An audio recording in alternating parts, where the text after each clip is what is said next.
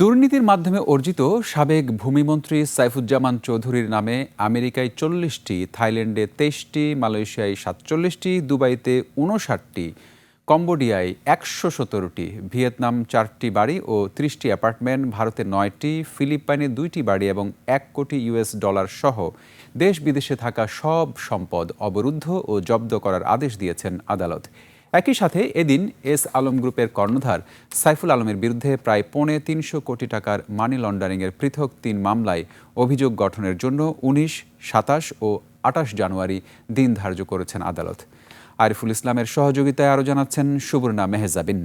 ৭২ ঘন্টা moisture lock সমৃদ্ধ lily body wash, শিয়া বাটারের goodness skin repair করে রাখে সফট ও গ্লোয়িং। ক্ষমতাচ্যুত স্বৈরশাসক শেখ হাসিনার শাসনামলে আর্থিক খাতে লুটপাটের সঙ্গে জড়িয়ে পড়া শিল্প প্রতিষ্ঠান এস আলম গ্রুপ ২০১৩ সালে পিকে হালদারের সহযোগিতায় রিলায়েন্স ফাইন্যান্স থেকে ৩টি ভুয়া প্রতিষ্ঠানের নামে প্রায় ১০০ কোটি টাকা ঋণ নেয়।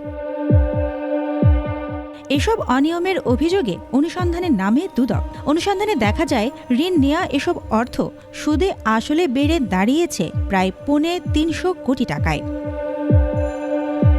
তদন্ত শেষে গত বছরের ২রা জুলাই মানি লন্ডারিংয়ের অভিযোগ এনে ৩ মামলায় সাইফুজ্জামান ও পিকে হালদার সহ ৩৯ জনের বিরুদ্ধে অভিযোগপত্র দেয় দুদক। এসব মামলায় নাহিদা রুনাই ও রাশিদুল হক গ্রেপ্তার হলেও বাকিরা ধরাছোঁয়ার বাইরে। সাইফুল ইসলাম বা এস আলম সাহেব, তিনি ২৮/৮/২০১৩ তারিখে ২৪ কোটি টাকার জন্য একটা মেয়াদি লোনের জন্য হলো আপনার অনুমতি চায়। পরবর্তীতে একই দিনে আপনার হলো সেটা আপনার ক্রেডিট কমিটি আপনার ঋণটা প্রস্তাব করে এবং হলো পরিচালনা পর্ষদ সেটা সুপারিশ করলে সেই আপনার ঋণটা হলো তাদের জন্য মঞ্জুর এবং পরবর্তীতে বিতরণ করা হয়। এদিকে সাবেক ভূমিমন্ত্রী সাইফুজ্জামান চৌধুরীর যুক্তরাজ্যে থাকা ১,৬০০ কোটি টাকার সম্পদ প্রকাশ্যে আসার পর অনুসন্ধানে নামে দুদক।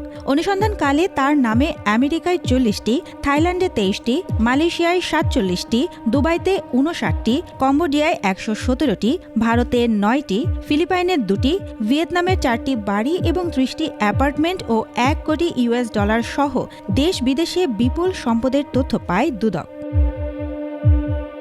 মঙ্গলবার দুদকের আবেদনে সাইফুজ্জামান ও তার স্বার্থ সংশ্লিষ্ট ব্যক্তির দেশে বিদেশে থাকা হাজার হাজার কোটি টাকার সম্পদ জব্দের আদেশ দেন আদালত। অঢেল সম্পদের যে একটা বিবরণ পাওয়া গেছে, সেইগুলো মানে অর্থাৎ ব্লক করার জন্য এবং ফ্রিজ করার জন্য আজকে কর্মকর্তা বিজ্ঞ আদালতে দরখাস্ত দিয়েছেন এবং বিজ্ঞ আদালত দুদকের পক্ষে আমরা শুনানি করেছি। বিজ্ঞ আদালত সন্তুষ্ট হয়ে আমাদের প্রার্থনা মঞ্জুর করেছে।